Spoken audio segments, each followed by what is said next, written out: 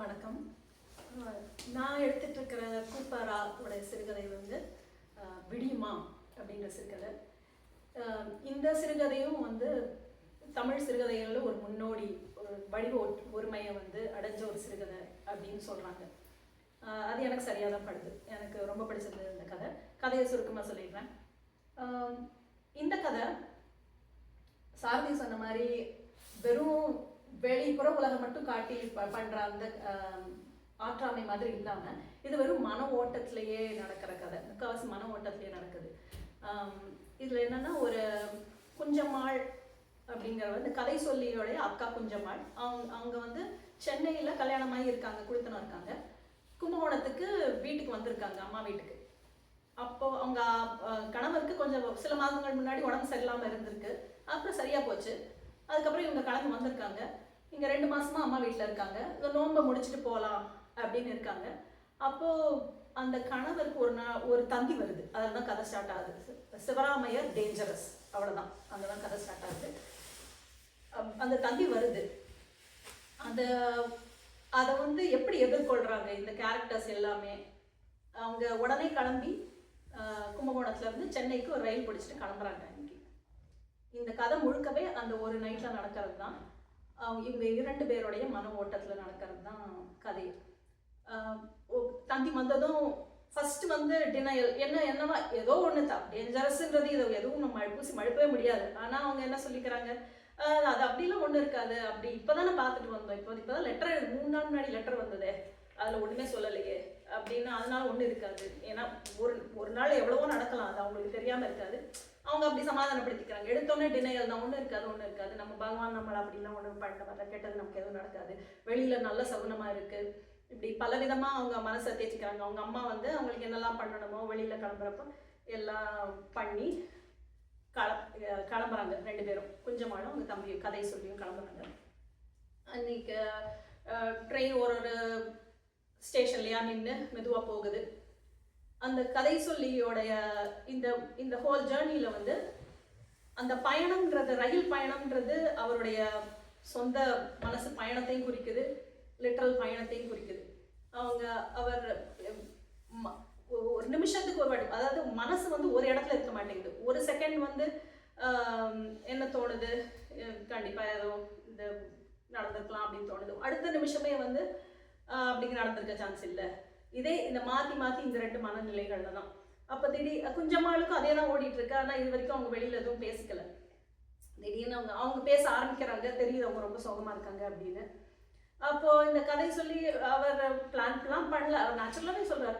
அதாவது வந்து ஏன் அவர் அந்த மாதிரி அமைச்சிருப்பாரு, அவருக்கு வந்து நம்ம 3 லெட்டர் போட்டு வரல அப்படின்னு கோவம், அதனால சும்மா அப்படி அமைச்சிருக்காரு, நம்மளை வரவழைக்கிறதுக்கு அவங்கள அப்படி அமைச்சிருக்காரு அப்படின்னு உடனே அதை பிடிச்சிக்கிறாங்க கொஞ்சம். அவங்க மனசு எப்படி இருக்கு பாருங்க.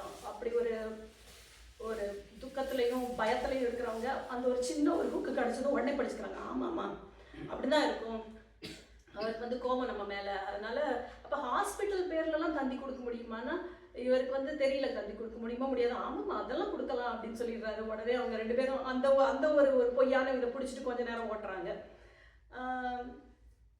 அப்புறம் வந்து ஒரு பயணி, ஒரு நகரத்தார் பெண்மணி ஒருத்தவங்க வந்து ஏறுறாங்க அவங்களுடைய ட்ரெயின்ல. அவங்க பார்த்தீங்கன்னா ரொம்ப ஒரு ஹாப்பி, ஆப்போசிட் மைண்ட் செட். அவங்களுக்கு ஒரு குழந்தை இருக்கு, நல்ல வைரத்தோட எல்லாம் போட்டு நல்லா ட்ரெஸ் பண்ணிட்டு வராங்க. அவங்க ஃபர்ஸ்ட் வந்து இவங்க கொஞ்சம் நாளைக்கு அவங்க கிட்ட பேசுற மனநிலை இல்லை. எல்லாத்துக்கும் ஒரு வார்த்தையா பதில் சொல்லிட்டு இருக்காங்க. அவங்க அப்புறம் வந்து ஓப்பன் அப் பண்ணிடுறாங்க. அவங்க சொன்னதும் அவங்க ஓப்பன் அப் பண்ணிட்டு அவங்க கிட்ட எல்லா மொத்த கதையும் சொல்லிடுறாங்க. இந்த மாதிரி அவங்களும் உங்களுக்கு இந்த மாதிரிலாம் நடக்காது, எல்லாம் நல்லதான் நடக்கும் அப்படின்னு சொன்னதும் உடனே அவங்க பூ கொடுக்குறாங்க இவங்களுக்கு. அந்த பூ கொடுத்ததும் அவங்களுக்கு ஒரு நல்ல சகுனமாக படுதுமா கொஞ்சம் நாளுக்கு. அப்போ நமக்கு பூ கிடச்சிருக்கு, நமக்கு ஒன்றும் ஆகாது அப்படின்னு சொல்லிட்டு அதை அவங்க பிடிச்சிக்கிறாங்க. இந்த கதை சொல்லி போயிட்டே இருக்க. இன்னொன்று என்னன்னா வந்து அந்த இருள் நைட் நைட் ஆயிடுது. அந்த இருள் வந்து முதல்ல வந்து இந்த கதை சொல்லிக்கு அந்த இருள் பயமா இருக்கு. அதாவது ஏதோ ஒரு அன்செட்டிலிங்கா இருக்கு. விடிஞ்சா நல்லா இருக்குமே அப்படின்ற மாதிரி, எப்படா விடியும் அப்படின்ற மாதிரி, விடிஞ்சா முதல்ல போய் சேர்ந்துடலாம் அப்படின்னு நினைக்கிறாரு. ஆனால் இருளை போக போக அந்த இருளே அவருக்கு ஒரு சமாதானப்படுத்திக்கிறதுக்கு ஒரு உதவுது. ஏன்னா அந்த இருளில் வந்து எல்லாத்தையும் மறைச்சிடலாம். இப்போ இருள் எந்த எதுவும் தெளிவாக இல்லை அப்படின்ற ஒரு மைண்ட் செட்டுக்கு எதை வேணால் மறைச்சிக்கலாம் அப்படின்ற ஒரு மைண்ட் செட்டுக்கு போயிடுறாரு. அப்போ விடியல்ன்றது அப்போ அவருக்கு பயமாயிடுது. அப்போ விடிஞ்சா வந்து எதையும் நம்ம வந்து டினை பண்ண முடியாது, எல்லாம் தெளிவாயிடும். அப்போ அந்த விடியல்ன்றது வந்து அப்போ ஒரு இந்த இருளேருந்து விடிவு காலமாக இல்லாமல் அது ஒரு கசப்பான உண்மையை வெளிச்சு காட்டுற மாதிரி விடியலாக அவர் பார்க்க ஆரம்பிச்சிடுறாரு.